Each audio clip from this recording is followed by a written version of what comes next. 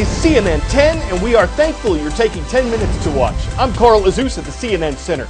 The Trump administration is considering a declaration that's significant around the world, whether to recognize Jerusalem as the capital of Israel. And if the U.S. government does that, it could later move the U.S. Embassy in Tel Aviv, Israel, to the city of Jerusalem. Here's why that's significant. In 1980, Israel passed a law declaring Jerusalem to be its capital. It had seen the city as that for decades. But the United Nations said that declaration was against international law because it saw Jerusalem as an international city. Its population of around 850,000 people isn't particularly large as cities go, but Jerusalem's importance to the world's three major Abrahamic religions, Judaism, Christianity, and Islam, is tremendous. At one level, it's a city like any other. People sell, people buy, normal life. But Jerusalem's old city is special. And this is the best vantage point, here on the Mount of Olives. The Dome of the Rock, a key holy site for Muslims. Behind it, the Church of the Holy Sepulchre, built on the site where many Christians believe Christ was crucified. And out of sight from this vantage point, the Western Wall, holy to Jews, supporting the mount where the temple once stood. It's not Jerusalem's significance that's in dispute, it's its status. After nearly 20 years divided by barbed wire, Israeli forces took control of the whole city, east and west, in 1967. The international community did not recognize what Israel called the unification of Jerusalem. Embassies stayed in Tel Aviv. And East Jerusalem was accepted by the international community as the capital of a future Palestinian state in a negotiated settlement between Israelis and Palestinians. The United States has always had its embassy in Tel Aviv, a city about 30 miles northwest of Jerusalem. In 1995, the U.S. Congress passed a law requiring America to move its embassy to Jerusalem. International supporters of that, who include the Israeli government, say that the U.S. should recognize Jerusalem as Israel's capital and have its embassy there to show it. International opponents, who include Palestinians in the region, say if the U.S. moves its embassy to Jerusalem, it'll be a major setback to hopes for peace between Palestinians and Israelis.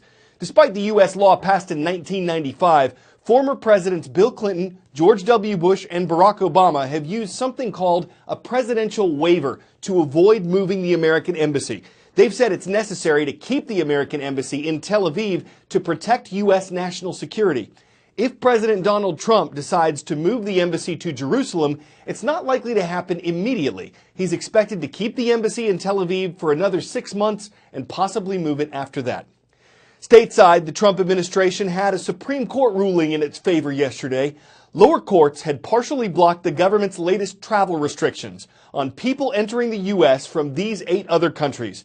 But the Supreme Court put those blocks on hold, ruling yesterday that the entire ban could take effect.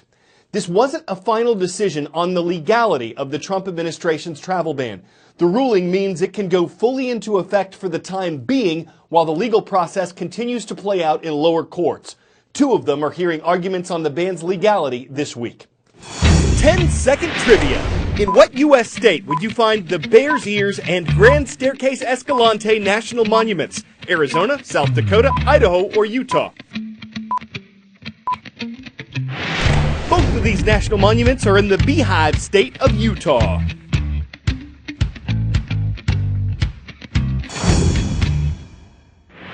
And both are being reduced in size by the Trump administration.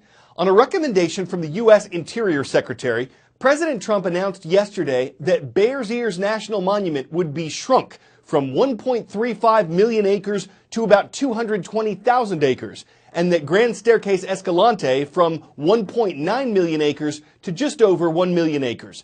The administration says the federal government will still control the land and that it would still have environmental protections, but that what the decision does is open up more of it for ranchers to use as grazing land for their cattle and people to use for recreational vehicles. Environmental groups are planning to sue. The decision would make President Trump the first U.S. leader to notably shrink a national monument, and critics say the president doesn't have the power to do that. The Trump administration says it's confident it's doing the right thing and that the decision by previous administrations to expand the monuments in the first place put the land under the control of a small group in Washington instead of the people of Utah. Let me show you the epicenter of what is the biggest environmental fight of the day. Yep, there they are. See those two buttes? Those are the Bears Ears, but they are just a tiny piece of this huge fight because Bears Ears National Monument is 1.35 million acres. That is over 2,000 square miles of wild western vistas, holding a potential fortune in oil, gas, and uranium underneath tens of thousands of Native American ruins. To folks like Mark Maryboy, these sites are worth more than any mineral. To the Navajo and Hopi, Zuni and Utes, these canyons hold the spirits of loved ones. They live among us just like you and I were communicating. These are your neighbors living Yes. The person who carved this art 1,200 years ago signed all their work with a wolf paw. But equally striking are the modern bullet holes. Just one sign of the tension that goes back to the first Mormon wagon trains. They didn't want to work with us. In fact, one of the county commissioners says, you guys lost the war. You have no business talking about land planning process. For generations, natives sought protection for this land, but it wasn't until the 5 tribes put aside their differences, rallied the support of rich outdoorsmen like Patagonia founder Yvon Chouinard, and lobbied the feds that they got their wish. Weeks before leaving office, Barack Obama declared Bears Ears off limits to any new drilling or mining. And while some cheered the prospect of a new tourist economy, others saw it as pure tyranny. It felt like a kind of a sucker punch. It didn't feel right. And it hasn't felt right for a year. Phil Lyman is among the Trump supporters who spent the weekend cheering the president's decision to shrink Bears Ears by more than 80% and Grand Staircase Escalante National Monument by nearly half. They point out that the biggest, poorest county in Utah already has 4 other parks and monuments. They don't want elites using their backyard as a playground and just want to control their own destiny. By designating a monument, what you're doing is you're using a tool that will bring hordes of people to a place that is very sensitive. There's nothing that we want to unprotect. There's 13 layers of protection on artifacts and species and wildlife and vegetation. There are loopholes in those rules that you can drive an oil rig through. Josh Ewing came from Nebraska to climb rocks. Painted shirt, that's a rim of a bowl. And fell so hard for the landscapes and history, he formed an advocacy group and is building a visitor center with whatever donations he can raise online. If this place was anywhere else but southern Utah, I don't care if it was Mongolia or Zimbabwe, it would have been protected as a national park a long time ago. But because of the politics of Utah, this place is still a debate.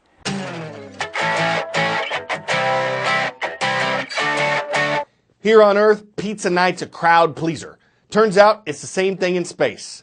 Not too long ago, an Italian space agency astronaut mentioned that he was missing his beloved pizza. So on a recent resupply mission, NASA sent some along. Might not have looked as good as what they serve in Naples, New York, or Chicago, and it costs an estimated $40,000 per pound to get supplies to the station. But Paolo Nespoli has been there for months, and everyone with him probably thought, now that's a good slice of pie. Of course, it took days to deliver, it was hardly oven fresh, and we doubt the driver got a tip. But if you're hungry for something that's truly out of this world, well, that's a meal for which you just gotta make space. I'm Carl Azuz for CNN.